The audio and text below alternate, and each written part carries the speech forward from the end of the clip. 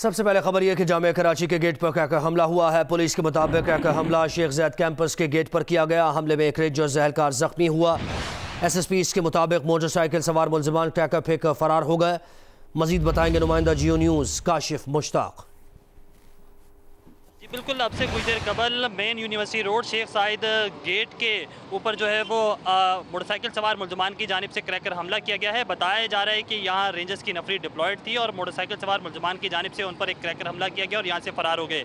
मेरे कैमरामैन शाहिद इस्माइल अगर आपको इस वक्त यहाँ की कंडीशन दिखाएं तो ये वो मेन गेट है शेख ज़ायद का, जहाँ जो है क्रैकर हमला किया गया। इस गेट के ऊपर बाकायदा जो शरों के निशानात भी हैं। पुलिस हुकाम की जानिब से ये बताया जा रहा है कि तफ्तीश शुरू कर दी गई है। अतराफ़ की जो CCTV फुटेज हैं वो भी हासिल की जा रही है, जबकि इस पूरे इलाके को पुलिस और रेंजर्स की जानिब से कॉर्डन ऑफ कर लिया गया है।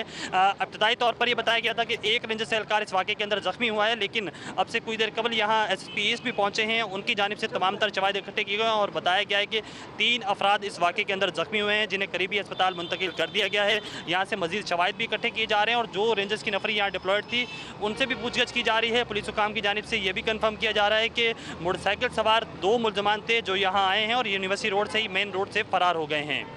जी, कराची की बिलावल चौरंगी के नज़दीक चलती गाड़ी में नस्ब किया जाने वाला बम डिस्पोजल स्क्वाड ने नाकारा बना दिया। क्लिफ्टन में वाक़ चीनी रेस्टोरेंट के मालिक की गाड़ी में नस्ब किया गया बम। वो गाड़ी में सवार थे। रेस्टोरेंट मैनेजर के मुताबिक जैसे ही गाड़ी कुछ देर रुकी, मुलजिमान आए और बम लगाकर फरार हुए। SSP साउथ के मुताबिक 2 मुश्तबा मोटरसाइकिल सवारों ने गाड़ी पर डिवाइस लगाई। 15 पर इत्तला मिली तो पुलिस ने फौरी एक्शन लिया। पुलिस ज़राए के मुताबिक डिवाइस के साथ तकरीबन 1 किलोग्राम बारूदी मवाद था। मुलजिमान ने दूर जाकर रिमोट से बम धमाके की कोशिश की। बम के साथ मुंसलिक डेटोनेटर फट गया मगर डिवाइस नहीं फटी। डिवाइस में तकनीकी खराबी की वजह से धमाका नहीं हुआ।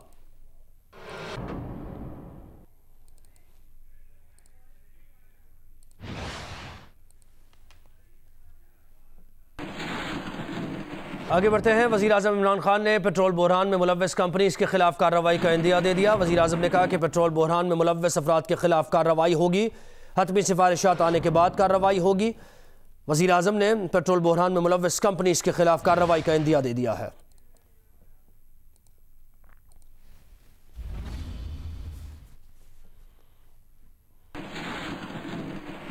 नैब खैबर पख्तूनख्वा ने मौलाना फजलुर रहमान के असासों की इंक्वायरी के मामले पर 5 अफराद को नोटिस जारी कर दिए। नैब दस्तावेज़ के मुताबिक 5 अफराद को कल पेशी के लिए नैब ऑफिस तलब किया गया है। नैब ने अबरार अहमद, मोहम्मद जलाल, अब्दुल रऊफ, दीन मोहम्मद और इब्रार अली शाह को तलब किया है। तलब किए गए 3 अफराद का ताल्लुक रियाई खान से है, एक का इस्लामाबाद और एक का ताल्लुक लकी मरवत से है। पेश ना होने की सूरत में कानूनी कार्रवाई की जाएगी।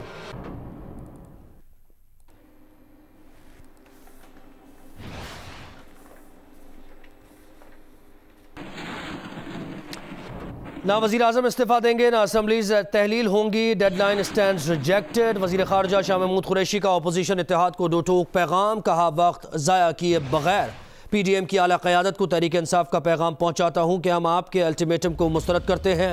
मुल्क का निज़ाम आपकी ख्वाहिशात पर नहीं चल सकता। ये कोई खिलौना नहीं कि आप इससे खेलते रहें।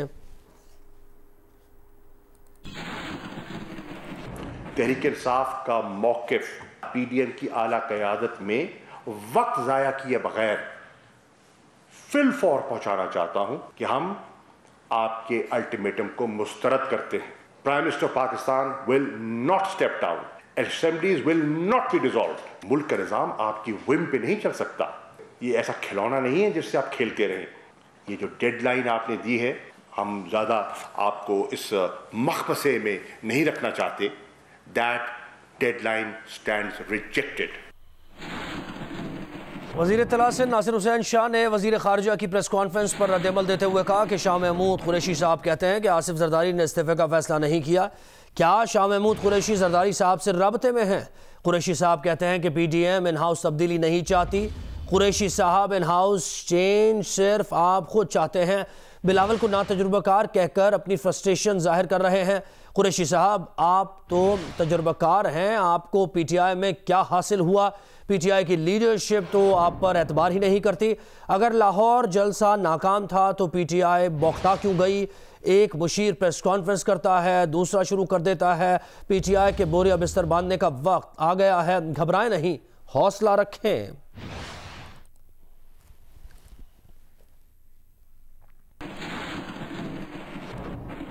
नून लीगी रहनुमा मिफ्ता इस्माइल कहते हैं कि ट्रैफिगोरा ने कम अज़ कम $3.7 फी metric million British thermal unit पर LNG की पेशकश की। ट्रैफिगोरा ने अप्रैल में 1 साल के लिए ये पेशकश की थी। हमारे मौजूदा मुआहदों को इस मुकर्रर नर्ख पर तब्दील करने पर राज़ी था। मौजूदा हुकूमत ने इस हवाले से कुछ नहीं किया। कल LNG टेंडर में 1 हफ्ते के लिए कोई कार्गो पेश नहीं किया गया। दूसरों के लिए सबसे कम बोली $15.28 और $12.95 थी।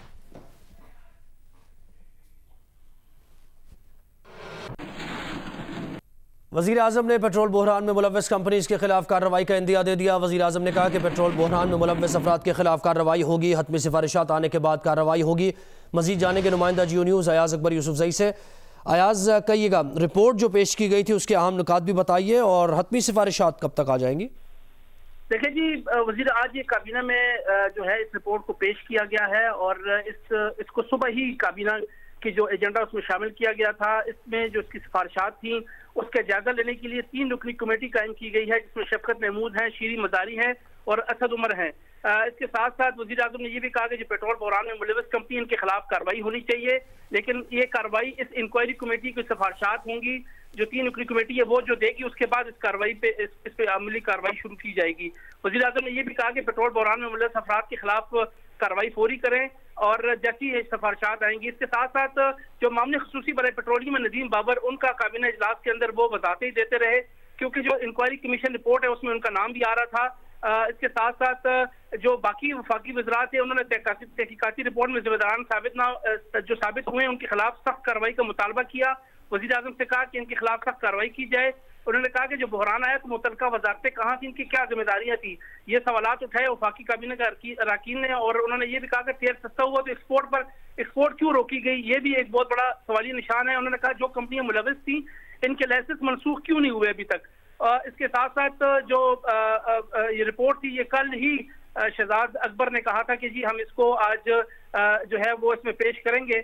और इसके साथ साथ इसके जो अहम निकात हैं, उन्होंने ये कहा कि जो सेक्रेटरी पेट्रोलियम और DG ऑयल हैं ये कसूरवार हैं। इस कमीशन रिपोर्ट के मुताबिक उन्होंने इंक्वायरी कमीशन ने इसमें यह भी कहा था कि दोनों के खिलाफ सख्त कार्रवाई की जाए, ये सिफारिश की गई है। उन्होंने ये भी कहा इस रिपोर्ट की मंदरजात के अंदर कि पेट्रोल बहरान की बड़ी वजह इंपोर्ट पर पाबंदी लगाई गई। पेट्रोल जो है आलमी मार्केट में सस्ता हुआ तो पाबंदी की सिफारिश क्यों की गई, ये भी सवालिया निशान है। उन्होंने कहा मई और जून में पेट्रोल खरीदा गया, ताहम इसकी सप्लाई रोक दी गई। साथ साथ हुकूमत की जानिब से कीमतें बढ़ाने की कंपनियों की तेल की जो सप्लाई है वो भी रोकी गई और 66 मार्केटिंग कंपनियों के लाइसेंसेस को गैर कानूनी करार दिया गया है। इस कमीशन रिपोर्ट के साथ साथ इन कंपनियों के पास जो आयल जखीरा करने की गुंजाइश ही नहीं थी, ये भी रिपोर्ट में बात सामने आई है। उन्होंने कहा 20 दिन तक तेल जखीरा न करने की मुजरमाना गफलत को नजरअंदाज क्यों किया जा सकता है। इसके साथ साथ कंपनियों से 20 दिन के तक तेल जखीरा न करवाना ओगरा की नाकामी है। और कमीशन ने पेट्रोल मसनूआत कीमतों में रद्दोबदल जो 15 दिन की बजाय 30 दिन करने की सिफारिश भी की है। और साथ साथ कमीशन ने वजारत पेट्रोलियम में मॉनिटरिंग सेल कायम करने की भी सिफारिश की है और मॉनिटरिंग सेल कंपनियों से रोजनामा और माहाना बुनियादों पर जखीरे से मुतल्लिक डाटा हासिल करेंगी कि उनको ये मालूम हो कि डाटा इनके पास कितना रह गया है। DG ऑयल गैर कानूनी तौर पर कोटा मुख्तस करने में मुलव्वस हैं। इमरान अबड़ो और इनके स्टाफ अफसरान बाला के हुक्म पर अमल दरामद करते रहे और सेक्रेटरी पेट्रोलियम जो है वो भी इसमें जिम्मेदार है। उन्होंने पेट्रोल बहरान की जिम्मेदारी जो है इन पर डाली है कमीशन ने। साथ साथ सेक्रेटरी पेट्रोलियम के बहरान में किरदार को नजरअंदाज नहीं किया जा सकता, ये रिपोर्ट में साफ लिखा हुआ है। और साथ साथ सेक्रेटरी पेट्रोलियम के खिलाफ सख्त एक्शन लिया जाए। ऑयल मार्केटिंग कंपनियां होर्डिंग में मुलव्वस नहीं है, होर्डिंग से पेट्रोल बहरान पैदा हुआ, ये भी रिपोर्ट का हिस्सा है। और इस रिपोर्ट ने जो बड़ी सिफारिश की है वो कहते हैं कि ओगरा को फिल फोर तहलील किया जाए और 6 महीनों में कानून साजी करके इसको पार्लियामेंट के जरिए जो है वो तहलील किया जाए। ये पेट्रोल बहरान की तहकीकाती 7 रुकनी इंक्वायरी कमीशन था जिसमें एडिशनल DG FIA अबू बकर खुदा बख्श थे। इनके साथ साथ जो दीदा रकीन में additional attorney general Amir Rehman, deputy DG IB Romel Akram भी इस इंक्वायरी कमीशन में शामिल थे और डायरेक्टर FIA साजिद इकराम, साबिक DG ऑयल राशिद फारूक भी इस कमेटी के इस इंक्वायरी रिपोर्ट के में शामिल थे। साथ साथ CEO petroleum institute of Pakistan Asim Murtaza भी इस इंक्वायरी कमीशन के अरकान में शामिल थे। अब ये जो 3 रुकनी कमेटी है, अब जिनके नाम पहले बताए गए हैं, जिसके शफकत महमूद हैं, शीरी मजारी, असद उमर है, अब ये इस कमीशन रिपोर्ट का जायजा लेंगी और जो भी इसके अंदर फाइंडिंग्स होंगी इस पे कैसे अमल दरामद करना है वो फिल फॉर वज़ीर आज़म और काबीना को बताया जाएगा और इन तमाम लोगों के खिलाफ सख्त कार्रवाई करने का इरादा रखते हैं वज़ीर आज़म। जी बहुत शुक्रिया अयाज अकबर यूसुफजई, आपने डिटेल्स दी।